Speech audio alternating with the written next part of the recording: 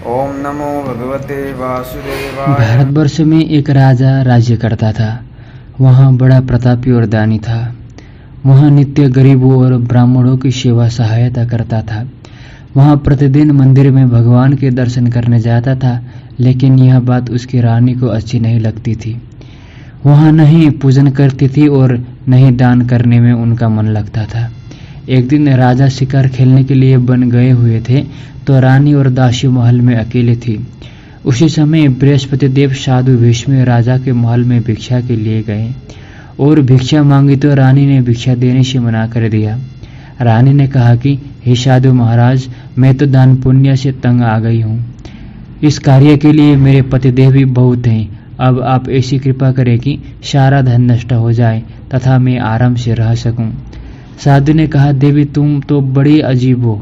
धन और संतान से कौन दुखी होता है? इसकी तो सभी कामना करते हैं। पापी भी पुत्र और धन की इच्छा करते हैं। अगर तुम्हारे पास अधिक धन है तो भूखे मनुष्य को भोजन कराओ, प्याऊ लगाओ, ब्राह्मणों को दान दो, कुआं, तालाब, बावड़ी, बाग, बगीचे आदि का निर्माण कराओ, मंदिर, पाठशाला, धर्मशाला बनवा कर दान दे दो।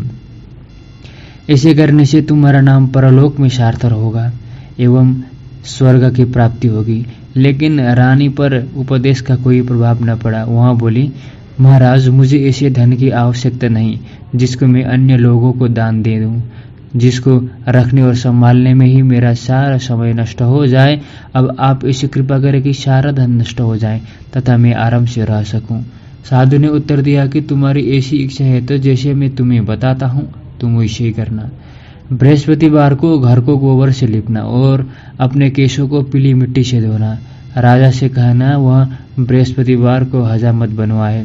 भोजन में मांस मदिरा खाना और कपड़ा धोबी के यहाँ धुलने डालना। ऐसे करने से 7 बृहस्पतिवार में ही आपका सारा धन नष्ट हो जाएगा। इतना कहकर वह साधु महाराज वहां से अंतर्धान हो गए। इसके बाद रानी ने वही किया जो साधु ने बताया था। 3 बृहस्पतिवार ही बीते थे कि उसका समस्त धन संपत्ति नष्ट हो गया और भोजन के लिए राजा रानी तरसने लगे। तब एक दिन राजा ने रानी से कहा कि तुम यहाँ पर रहो, मैं दूसरे देश में चाकरी के लिए चला जाऊं, क्योंकि यहाँ पर मुझे सभी मनुष्य जानते हैं, इसीलिए कोई कार्य नहीं कर सकता। देश चोरी परदेश भेक बराबर है। ऐसा कहकर राजा परदेश चला गया। वहाँ जंगल को जाता और लकड़ी काट कर लाता और शहर में बेचता। इस तरह जीवन व्यतीत करने लगा। इधर राजा के बिना रानी और दासी दुखी रहने लगे। किसी दिन भोजन मिलता और किसी दिन जल पीकर ही रह जाती। एक समय जब रानी और दासियों को 7 दिन बिना भोजन के रहना पड़ा तो रानी ने अपनी दासी से कहा, हे दासी, पासी के नगर में मेरी बहन रहती है, वह बड़ी धनवान है, तो उसके पास जा और 5 शेर बेजर मांग कर ले आ, ताकि कुछ समय के लिए थोड़ा बहुत गुजर बसर हो जाए। दासी रानी की बहन के पास गई। उस दिन बृहस्पतिवार था। रानी का बहन उस समय बृहस्पतिवार की कथा सुन रही थी। दासी ने रानी की बहन को अपनी रानी का संदेश दिया, लेकिन रानी की बहन ने कोई उत्तर नहीं दिया। जब दासी को रानी की बहन से कोई उत्तर नहीं मिला तो वह बहुत दुखी हो गई। उसे क्रोध भी आया। दासी ने वापस आकर रानी को सारी बात बता दी। सुनकर रानी ने कहा कि दासी, इसमें उसका कोई दोष नहीं। जब बुरे दिन आता है तब कोई सहारा नहीं। अच्छे बुरे का पता विपत्ति में ही लगता है। जो ईश्वर की इच्छा होगी वही होगा। ये सब हमारे भाग्य का दोष है। यहाँ कहकर रानी ने अपने भाग्य को कोसा। उधर रानी की बहन ने सोचा कि मेरी बहन की दासी आई थी, लेकिन मैं उससे नहीं बोली, इससे वह बहुत दुखी हुई होगी। कथा सुनकर और पूजन समाप्त कर वो रानी को भेंटने के लिए, बहन को मिलने के लिए उनके घर चली गई। तो घर जाकर पूछी, कहो दासी क्यों गई थी? तो रानी बोली, बहन, हमारे घर अनाज नहीं था। ऐसा कहते कहते रानी की आंखें भर आ गई। उसने दासी समेत 7 दिन तक भूखा रहने की बात भी अपनी बहन को बता दी। इसलिए मैंने दासी को तुम्हारे पास 5 शेर बेजर लेने के लिए भेजा था। रानी की बहन बोली, बहन देखो, बृहस्पति देव सबकी मनोकामना पूर्ण करते हैं। देखो, शायद तुम्हारे घर में अनाज रखा हो। पहले तो रानी को विश्वास नहीं हुआ, परंतु बहन के आग्रह करने पर उसने दासी को अंदर भेजा। दासी घर के अंदर गई तो वहां पर एक घड़ा बेजर से भरा मिल गया। उसे बड़ी हैरानी हुई। उसने बाहर आकर रानी को बताया। दासी रानी से कहने लगी, हे रानी, जब हमको भोजन नहीं मिलता तो हम व्रत ही क्यों करते हैं? इसीलिए क्यों न इनसे व्रत और कथा की विधि पूछ ले, हम भी व्रत करेंगे। दासी के कहने पर रानी ने अपनी बहन से बृहस्पतिवार के व्रत के बारे में पूछा। उसकी बहन ने बताया, बृहस्पतिवार के व्रत में चने की दाल, गुड़ और मुनक्का से विष्णु भगवान का केले के वृक्ष के जड़ में पूजन करे तथा दीपक जलाए और कथा सुने।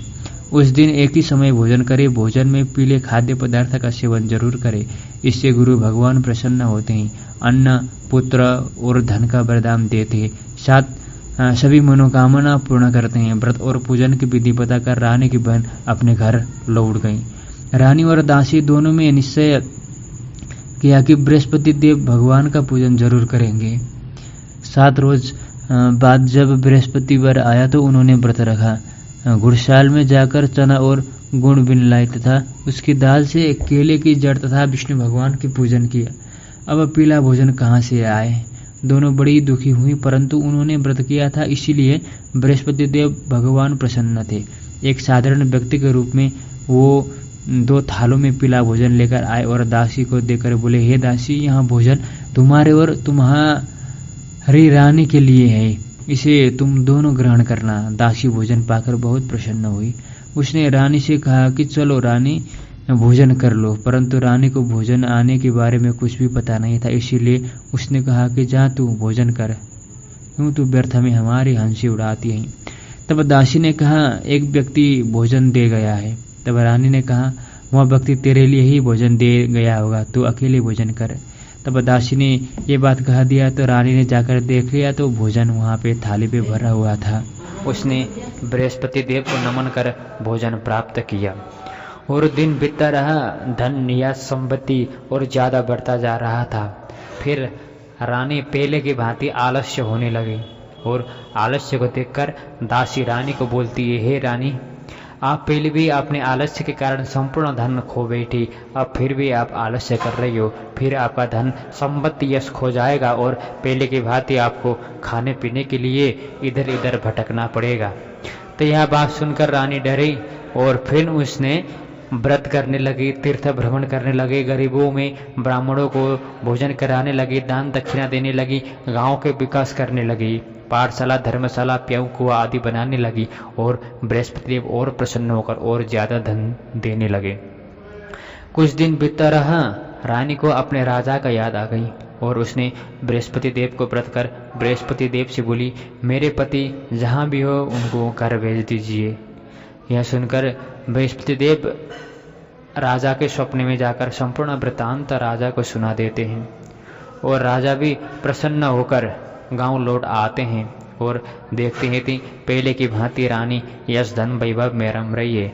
ये देखकर राजा ने संपूर्ण वृत्तांत स्वप्न की रानी को सुना दी और रानी ने भी बृहस्पति देव की व्रत कथा के संपूर्ण नियम राजा को बताकर वो फिर बृहस्पतिवार को बृहस्पति की पूजन दोनों ही मिलकर करने लगे और इसी कारण उनके घर में यश धन संपत्ति बढ़ता जा रहा था और आगे जाके वो धनवान बन गए, इतना धनवान बन गए कि उनके यश कीर्ति बढ़ने लगे और वो आनंद पूर्वक अपने गांव घर में रहने लगे।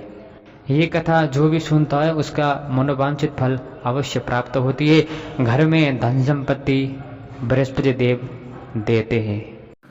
यदि आपको हमारा वीडियो पसंद आए तो वीडियो को लाइक और चैनल को सब्सक्राइब अवश्य कर देना ताकि और भी ऐसे वीडियो आपके समक्ष आ जाए।